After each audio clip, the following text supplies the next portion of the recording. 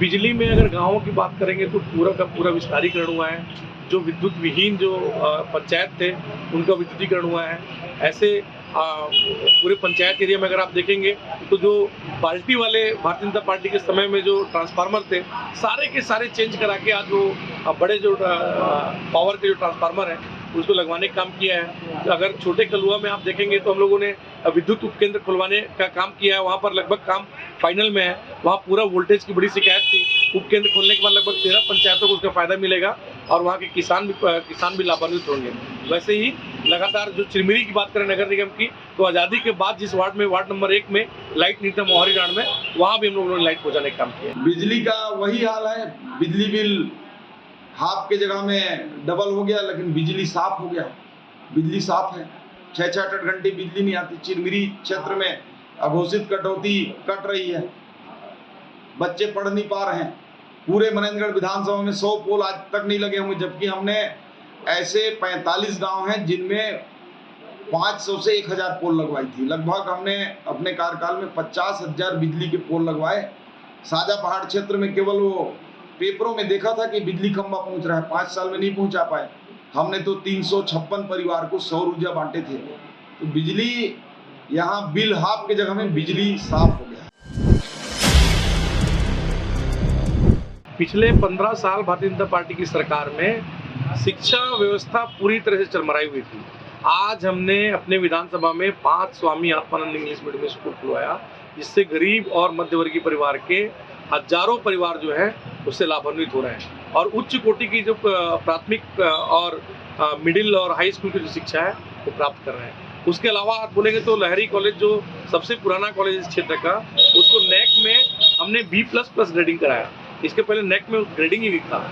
इसके अलावा अगर आप देखेंगे तो हम हार्टिकल्चर और उसका रिसर्च सेंटर उद्यानिकी और उद्यानिकी के विषय के जो अनुसंधान केंद्र है उसकी स्थापना हमने कराई।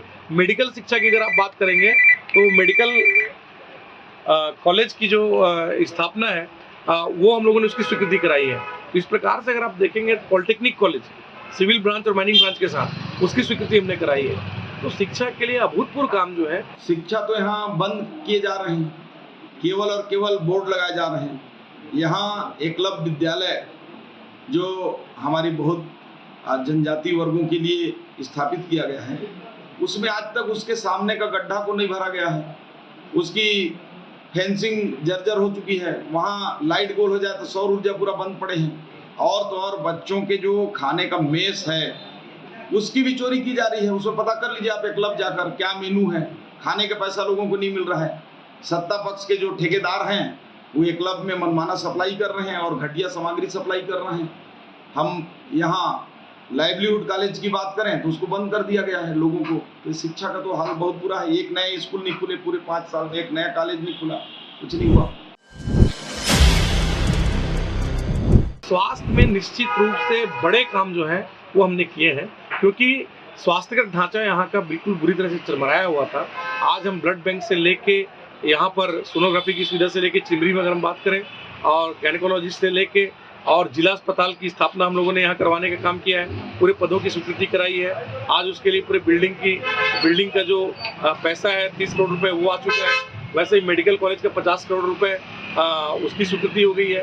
निश्चित रूप से इन सब चीज़ों की जो स्वीकृति हुई है, आने वाले समय में एक बड़ी जो स्वास्थ्य की सुविधा है वो लोगों को मुहैया होगी, क्योंकि 15 साल हमारा स्वास्थ्य बहुत पिछड़ा हुआ था, उसको हमको ठीक करने में समय लगेगा। स्वास्थ्य केवल बोर्ड में है, केवल बोर्ड लगाने का काम हो रहा है। Super speciality hospital Chirmiri, medical college Manendragarh, केवल पत्थरों में और कागजों में ही स्वास्थ्य का हालचाल है।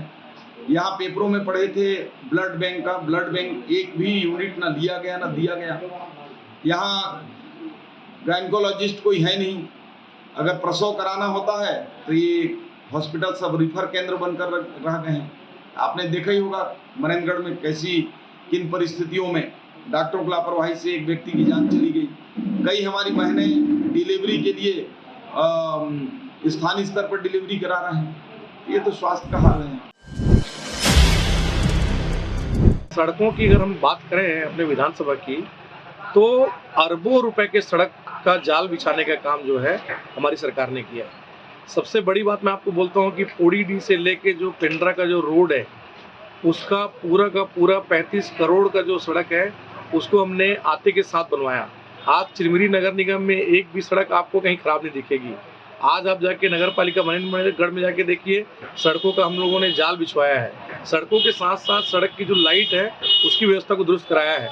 पहली बार, ये मैं नहीं कह रहा हूँ, ये लोग कह रहे हैं कि आज सड़क को देख के लगता है कि विकास की जो गाथा माननीय भूपेश बघेल की सरकार ने लिखी है, वो अगर देखना है तो सड़क को देख के आप। सड़क तो यहाँ डकैती कर लिए गए हैं, सड़कों पर डकैती करके लूट लिया गया है पैसे को। इसका उदाहरण मंगोरा है, जाके देख सकते हैं। विधायक विनय जायसवाल के भाई विनोद जायसवाल ने सड़क बनाया ही नहीं, 18 लाख रुपए उस पर पीडब्ल्यूडी विभाग से निकाल लिए। सड़कें चोरी हो रही हैं यहाँ। ये आलम है सड़कों का, स्थिति क्या बताएं।